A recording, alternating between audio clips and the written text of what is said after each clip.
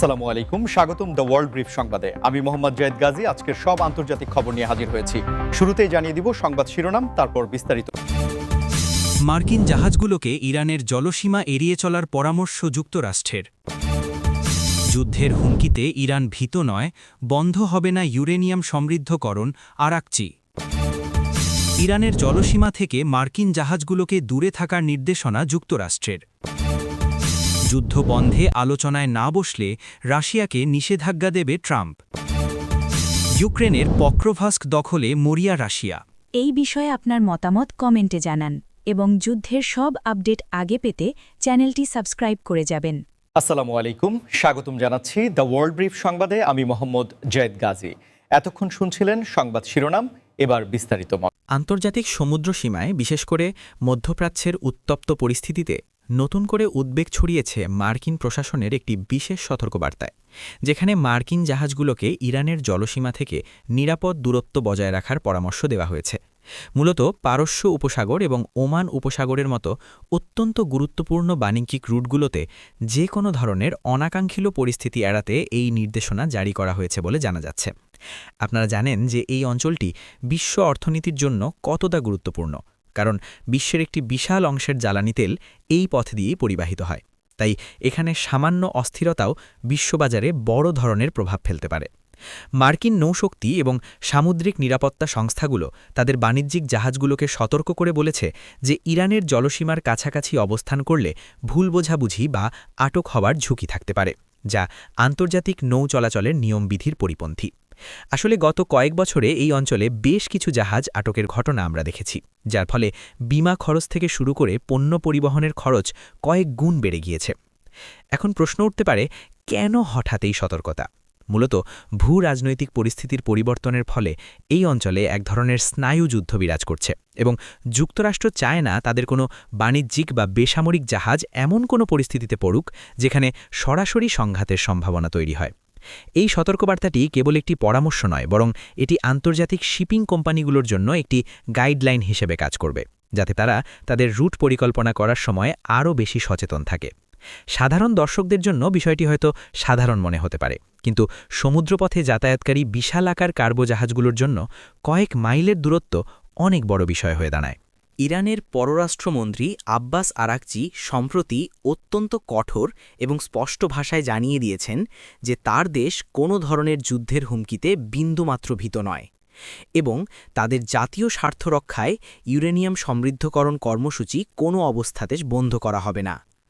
আন্তর্জাতিক মহলে এই বক্তব্য নিয়ে এখন ব্যাপক তোলপাড় চলছে, কারণ ইউরেনিয়াম সমৃদ্ধকরণ বিষয়টি সবসময়ই একটি স্পর্শকাতর ইস্যু হিসেবে বিবেচিত হয়ে আসছে। আরাকচি তার বক্তব্যে স্পষ্ট করেছেন যে ইরান তার পরমাণু কর্মসূচিকে শান্তিপূর্ণ এবং প্রযুক্তিগত উন্নয়নের অংশ হিসেবে দেখে এবং কোনো বিদেশি শক্তির চাপে তারা তাদের অধিকার থেকে পিছু হটবে না।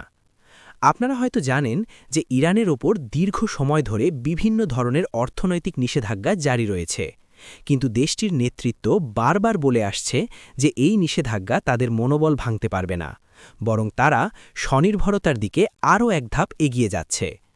যুদ্ধের হুমকি নিয়ে আরাকচির এই নির্ভীক অবস্থান আসলে অভ্যন্তরীণ রাজনীতিতে যেমন শক্তি যোগাবে, তেমনি আন্তর্জাতিক কূটনীতিতেও একটি শক্ত বার্তা দেবে যে ইরান আলোচনার টেবিলে সমান মর্যাদার ভিত্তিতে বসতে চায়। তবে পশ্চিমা দেশগুলো, বিশেষ করে ইউরোপীয় ইউনিয়ন এবং যুক্তরাষ্ট্র, ইরানের এই ইউরেনিয়াম সমৃদ্ধকরণ নিয়ে বেশ উদ্বিগ্ন, কারণ তারা মনে করে এটি আঞ্চলিক নিরাপত্তার জন্য চ্যালেঞ্জ হতে পারে।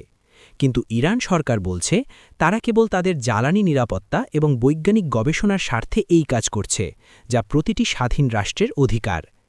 এই উত্তপ্ত পরিস্থিতিতে মধ্যপ্রাচ্যের অন্যান্য দেশগুলো বেশ সতর্ক অবস্থানে রয়েছে, কারণ তারা চায় না এই অঞ্চলটি নতুন কোনো সংঘাতের কেন্দ্রে পরিণত হোক। আসলে কূটনীতির ভাষায় এই ধরনের বক্তব্য একটি কৌশলগত অবস্থান, যা আলোচনার আগে নিজের অবস্থানকে শক্ত করার জন্য দেওয়া হয়। তবে এর বাস্তব প্রভাব কতটুকু হবে তা সময়ই বলে দেবে। মার্কিন নৌবাহিনী এবং প্রতিরক্ষা দপ্তর থেকে তাদের জাহাজগুলোকে ইরানের জলসীমা থেকে নির্দিষ্ট দূরত্ব বজায় রাখার যে নির্দেশনা দেওয়া হয়েছে তা মূলত একটি প্রতিরোধমূলক ব্যবস্থা হিসেবে দেখা হচ্ছে, যাতে কোনো ধরনের সামুদ্রিক সংঘর্ষের সূত্রপাত না হয়। এই নির্দেশনাটি বিশেষ করে হরমুজ প্রণালী অতিক্রম করার সময় জাহাজগুলোকে অতিরিক্ত সতর্কতা অবলম্বন করতে বলছে, কারণ এই সরু জলপথটি ইরান এবং ওমান উভয় দেশের জলসীমার খুব কাছাকাছি অবস্থিত। আন্তর্জাতিক নৌ আইন অনুযায়ী জাহাজগুলো মুক্তভাবে চলাচলের অধিকার রাখলেও বর্তমান পরিস্থিতিতে যুক্তরাষ্ট্র চাইছে যে কোনো ধরনের উস্কানি বা ভুল বোঝাবুঝি এড়িয়ে চলতে। আপনারা যদি মানচিত্রের দিকে তাকান তবে দেখবেন যে এই জলপথটি কতটা সংকীর্ণ এবং এখানে সামান্য নেভিগেশনাল ত্রুটিও একটি বড় ধরনের আন্তর্জাতিক সংকটের জন্ম দিতে পারে, যা বিশ্ব অর্থনীতিকে স্থবির করে দেওয়ার ক্ষমতা রাখে। মার্কিন সামরিক কর্মকর্তারা মনে করছেন যে এই মুহূর্তে সরাসরি কোনো সংঘাতে জড়ানোর চেয়ে নিজেদের সম্পদ এবং নাগরিকদের নিরাপত্তা নিশ্চিত করাই প্রধান লক্ষ্য হওয়া উচিত, এবং সেই লক্ষ্যেই এই কঠোর নির্দেশনা জারি করা হয়েছে। অনেক বিশেষজ্ঞ মনে করছেন এটি মূলত একটি ডিকম্প্রেশন কৌশল, যাতে আঞ্চলিক উত্তেজনা একটি নির্দিষ্ট সীমার মধ্যে রাখা যায় এবং কোনো পক্ষই যাতে অনিচ্ছাকৃতভাবে বড় কোনো যুদ্ধে জড়িয়ে না পড়ে। জাহাজের ক্যাপ্টেনদের বলা হয়েছে তারা যেন সব সময় যোগাযোগ ব্যবস্থা সচল রাখে এবং ইরানের কোস্টগার্ড বা নৌবাহিনীর কোনো চ্যালেঞ্জের মুখে পড়লে যথাযথ প্রোটোকল অনুসরণ করে তা মোকাবেলা করে। এই নির্দেশনা কেবল সামরিক জাহাজের জন্য নয়, বরং মার্কিন পতাকাবাহী সমস্ত বাণিজ্যিক জাহাজের জন্যও কার্যকর হবে, যা আন্তর্জাতিক বাণিজ্যে এক ধরনের বাড়তি সতর্কতা তৈরি করেছে। এই ধরনের সতর্কবার্তা দেওয়ার ফলে আন্তর্জাতিক শিপিং রুটগুলোতে জাহাজের ভিড় এবং চলাচলের সময় বেড়ে যেতে পারে, যার প্রভাব সরাসরি বৈশ্বিক সাপ্লাই চেনের উপর পড়তে পারে। সাবেক মার্কিন প্রেসিডেন্ট ডোনাল্ড ট্রাম্পের একটি সাম্প্রতিক মন্তব্য বিশ্ব রাজনীতিতে নতুন করে আলোচনার ঝড় তুলেছে, যেখানে তিনি দাবি করেছেন যে যদি রাশিয়া ইউক্রেন যুদ্ধ বন্ধের জন্য আলোচনায় না বসে তবে তিনি রাশিয়ার উপর আরও কঠোর অর্থনৈতিক নিষেধাজ্ঞা আরোপ করবেন। ট্রাম্পের এই অবস্থানটি বেশ কৌতূহলী, কারণ এর আগে তাকে রাশিয়ার প্রতি কিছুটা নমনীয় বা আলোচনার পক্ষপাতী হিসাবে দেখা যেত, কিন্তু এখন তিনি অর্থনৈতিক চাপকে একটি অস্ত্র হিসাবে ব্যবহার করার ইঙ্গিত দিচ্ছেন। তিনি মনে করেন যে রাশিয়ার অর্থনীতিকে যদি আরও কোণঠাসা করা যায় তবে তারা বাধ্য হয়ে আলোচনার টেবিলে আসবে এবং এর ফলে দীর্ঘস্থায়ী এই যুদ্ধের একটি সমাধান সম্ভব হবে। এই ধরনের কঠোর হুঁশিয়ারি আসলে বিশ্ব অর্থনীতিতে রাশিয়ার যে অবস্থান এবং তাদের যে জ্বালানি রপ্তানির ক্ষমতা রয়েছে তার উপর সরাসরি আঘাত হানার একটি পরিকল্পনা হিসেবে দেখা হচ্ছে। তবে অনেক রাজনৈতিক বিশ্লেষক প্রশ্ন তুলছেন যে ডোনাল্ড ট্রাম্পের এই কৌশল কতটা কার্যকর হবে, কারণ রাশিয়া ইতিমধ্যেই পশ্চিমাদের অনেক নিষেধাজ্ঞার মধ্যেও তাদের অর্থনীতিকে টিকিয়ে রেখেছে এবং নতুন নতুন বাজার খুঁজে নিয়েছে। ট্রাম্পের এই বক্তব্য মূলত মার্কিন নির্বাচনে তার বিদেশ নীতির একটি অংশ হিসেবে দেখা হচ্ছে, যেখানে তিনি দেখাতে চাচ্ছেন যে তিনি ক্ষমতায় থাকলে আরও কার্যকরভাবে বিশ্বশান্তি বজায় রাখতে পারবেন। ইউক্রেন রাশিয়ার এই যুদ্ধ কেবল দুটি দেশের মধ্যে সীমাবদ্ধ নেই, এটি এখন পুরো বিশ্বের খাদ্য এবং জ্বালানি নিরাপত্তার ওপর একটি বড় হুমকি হয়ে দাঁড়িয়েছে। তাই যে কোনো পক্ষ থেকে শান্তির উদ্যোগকে সাধারণ মানুষ ইতিবাচকভাবেই দেখে। তবে নিষেধাজ্ঞার হুমকি দিয়ে আসলেই কি ভ্লাদিমির পুতিনকে আলোচনার টেবিলে আনা সম্ভব হবে, নাকি এটি পরিস্থিতিকে আরও তিক্ত করে তুলবে, তা নিয়ে যথেষ্ট বিতর্ক রয়েছে। ইউক্রেন যুদ্ধের বর্তমান প্রেক্ষাপটে রাশিয়ার সামরিক বাহিনী এখন পোক্রোভস্ক শহরটি দখলের জন্য তাদের সমস্ত শক্তি নিয়োগ করেছে, যা কৌশলগতভাবে অত্যন্ত গুরুত্বপূর্ণ একটি অবস্থান হিসেবে বিবেচিত হচ্ছে। পোক্রোভস্ক শহরটি মূলত ইউক্রেনের পূর্বাঞ্চলীয় লজিস্টিক হাব বা রসদ সরবরাহের একটি প্রধান কেন্দ্র, এবং এই শহরটি রাশিয়ার নিয়ন্ত্রণে চলে গেলে ইউক্রেনীয় বাহিনীর জন্য তাদের প্রতিরক্ষা ব্যবস্থা টিকিয়ে রাখা অত্যন্ত কঠিন হয়ে পড়বে। রুশ বাহিনী ডনবাস অঞ্চলের পূর্ণ নিয়ন্ত্রণ নেওয়ার লক্ষ্য নিয়ে এগোচ্ছে এবং পোক্রোভস্ক দখল করা তাদের সেই লক্ষ্যের পথে একটি বড় মাইল ফলক হতে পারে বলে সামরিক বিশেষজ্ঞরা মনে করছেন। এই শহরটির পতন ঘটলে ইউক্রেনের অন্যান্য প্রধান শহরগুলোর সাথে যোগাযোগ বিচ্ছিন্ন হয়ে যেতে পারে এবং এর ফলে সম্মুখ সমরে ইউক্রেনীয় সৈন্যদের জন্য খাদ্য ও গোলাবারুদ সরবরাহ করা প্রায় অসম্ভব হয়ে পড়বে।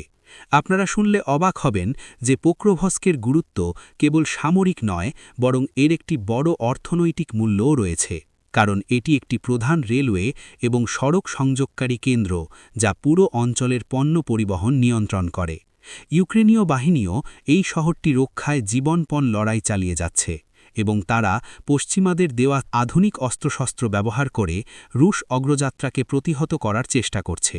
তবে রাশিয়ার মরিয়া আক্রমণ এবং আকাশপথের আধিপত্য পরিস্থিতিকে ইউক্রেনের জন্য প্রতি মুহূর্তে জটিল করে তুলছে, যা সাধারণ জনগণের জন্য এক ভয়াবহ মানবিক সংকট তৈরি করেছে।